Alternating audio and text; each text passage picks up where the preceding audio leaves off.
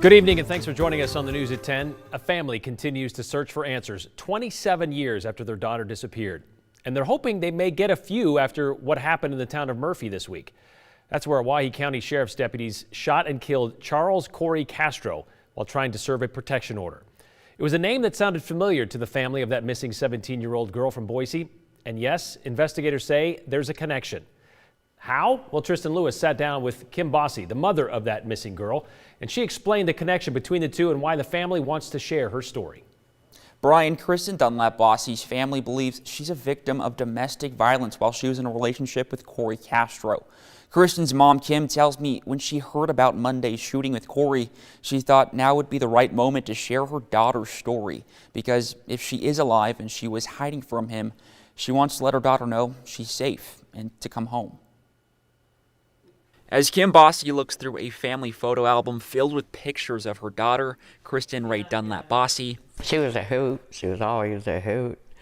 You could expect the unexpected from her. She reflects on memories they shared together. She didn't play by rules. She and her other two kids, Crystal Furman and Daniel Bosse, call Krystyn a jokester, kind-hearted and loving, and who in her later years was also a rebel. But she was a really good person, good to her friends, good to her family. 27 years ago in October of 1994, 17-year-old Krystyn left a note for her family, saying she needed to sort herself out and she'd be back in a year. That was the last time Kim and her family have heard from her. You know, when she'd take off before, she'd always call me to let me know she was okay. I mean, bless her heart. You know, sometimes it didn't work out to her advantage because I'd go get her. But, yeah, I never heard from her again. At the time, Kim says her daughter was dating a married man, 10 years older than her, that she didn't approve of, Corey Castro. Come to find out, she was hanging out with her girlfriends, but Corey was still seeing her. And last I know is she was trying to get away from him. And he was abusive.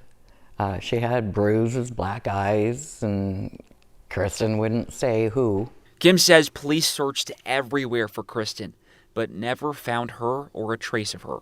So I always hoped maybe she changed her name and went somewhere and was just afraid of him.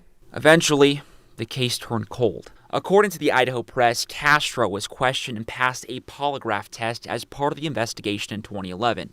But under Idaho Supreme Court, polygraphs are not admissible as evidence in court. Still, Krystyn's family believes Castro had something to do with her disappearance, and she was a victim of domestic violence. I do. I definitely think he's somehow involved in it. At this point, Boise police believe Krystyn is likely dead, and foul play is likely involved in her disappearance. While her family holds out some hope she still may be alive, they want to share her story so they can get closure. We don't have her body, and I need her body. We need to be able to give her a proper funeral if she is dead. There is a $20,000 reward for anyone with information that leads to Krystyn's whereabouts, alive or not. Her family will also be hosting a vigil in Boise on January 24th. That's also Krystyn's birthday at Julia Davis Park. Brian?